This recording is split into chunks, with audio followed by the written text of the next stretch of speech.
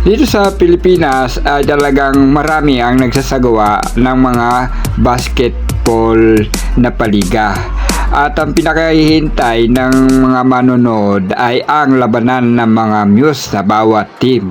At dito nga sa rampahan ng mga Muse ay kakaiba ang nangyari at mayroong kontrobersya na naganap dito kay Muse number 10. At malalaman po natin na habang po siya ay nagpapakitang gilas ay talaga naman ang mga tao at mga kalalakihan ay naghihiyawan sa kakaibang diskarte at taktika ng Muse ng number 10 na ito. At unti-unti nga niyang hinuhubad ang kanyang kasuotan at may kita at lalabas ang kaseksihan ng kanyang katawan na siya nagpahiyaw sa mga manonood na narito. At dito nga ay nagbigay pa nga siya ng isang kakaibang estilo ng pag-walk o paglalakad na kita natin na lumalapit siya sa mga kalalakihan para magbigay aliw at magpakilig sa kanila. At dito habang siya ay rumarampa, kitang-kita ang kanyang aura at kagalingan sa paglalakad na para bang bihasa na rin siya sa pagmumodelo. May kita po natin dito kung paanong isa rin paraan ay kailangan mo lumapit sa mga judge para magpakitang gilas at galing. At ganyan din ang pagkakuha ng kanilang simpatya sa iyo. Ayan ang taktika ng isang Muse.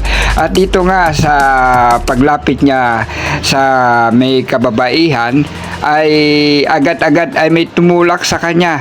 Ngunit siya ay hindi man lang nairita at nag-focus siya sa kanyang ginagawang pagrampa.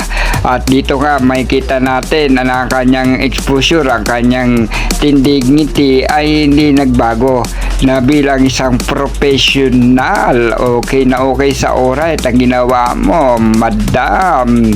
At dito nga at makikita natin kung paano ang kanyang gagawin na palagang nagpa-trending at nagpa-viral sa ginawa ng Muse ng number 10 na ito sa kanyang pick at fly. Panoorin po natin. I am Stephanie Mojica. I stand for you. Stephanie Mojica? And I believe that every woman should be granted the respect that they deserve.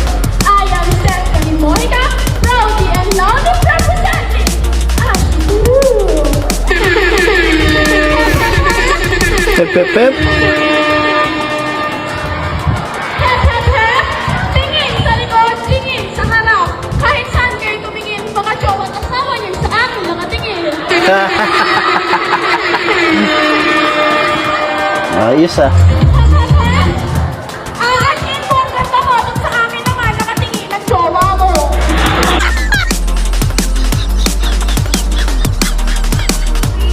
At yun nga ang nangyari, ginantihan niya ng pick-up line na kinahiyaw ng mga tao sa ginawang pagtulak sa kanya.